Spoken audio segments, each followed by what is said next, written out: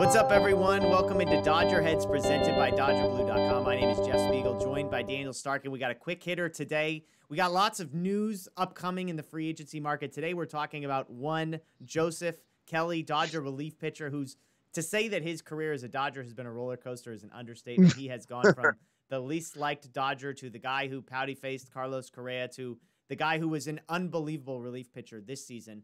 Big decision, Daniel, the Dodgers have to make. He has a club option on this upcoming season, but it is a $12 million club option, which is a large number to pay for a guy who is not a closer and who has been fairly inconsistent. If they don't keep him, it's a $4 million buyout. As Jorge Castillo pointed out, he did leave the postseason roster with a bicep strain, so that might complicate things. So where are you at on Joe Kelly? I guess we'll start here. How confident are you on Joe Kelly's ability to be a competent, high-level relief pitcher over the next couple of years? I mean, I definitely think he's been really good for outside of like his first couple months as a Dodger. Those were atrocious. Like, I don't think anyone would argue that. And I think that's part of the reason why he was so disliked at first.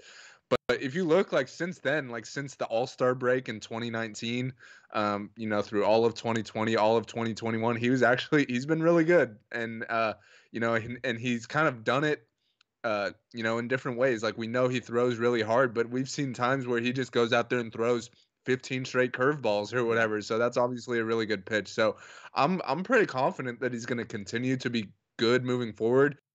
That's if he could stay healthy, which I'd say is a fair concern right now, just because he ends up having to be taken off the postseason roster with a bicep issue.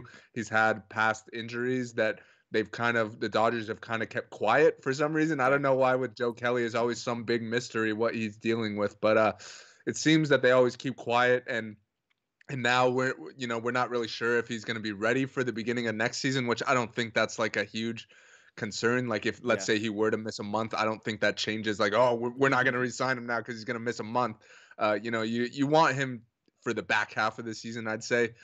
He's proven to be a really good postseason pitcher, so I'm pretty confident he's going to be pretty good moving forward. But like you said, 12 million's a lot, and I know it's really only 8 million because they're giving him 4 million regardless. Yeah. But just given the overall state of the bullpen right now, like, the Dodgers have a lot of really good arms, so I'm not expecting Joe to be back, but I still think he's got a couple good years left in him. Yeah, so 2019, his first season with the Dodgers. Obviously, he's coming off a 2018 season, which, if we're being honest, wasn't very good. A 4.39 ERA with the Red Sox, but he was dominant in the postseason against the Dodgers. So they go and sign him to a 3-year deal. He pitched 51 in a third innings over 55 appearances, 4.56 ERA. Now, the FIP was 3.78. The xFIP was 3.19. So the underlying metrics were much better there. 2020, he makes just 12 appearances, 10 innings, 1.80 ERA. And then this season, 44 innings and 48 appearances, 2.86 ERA. And again, a FIP of 3.08, which is really, really good. Borderline elite type stuff. And then obviously in the postseason, he becomes a guy that you trusted. The question, as you said, now becomes a financial one. The point is a good one. The Dodgers are paying him $4 million. So don't ignore the $12 million number. If somebody said, would you pay Joe Kelly $12 million? The answer is no, but that's not the option the Dodgers have to make. He's due $4 million no matter what. They can pay him $4 million to go away, or they can pay $12 million to keep him. The difference is only $8 million. If you had to decide today between those two options, Daniel, which would you go with? I think I would keep him just because, like you said, it's really only 8 million, which, like, if you told me, like, on the open market, Joe Kelly would get more than 1 year, 8 million. Yeah. He'd probably get around 8 million annually, but he'd get more years.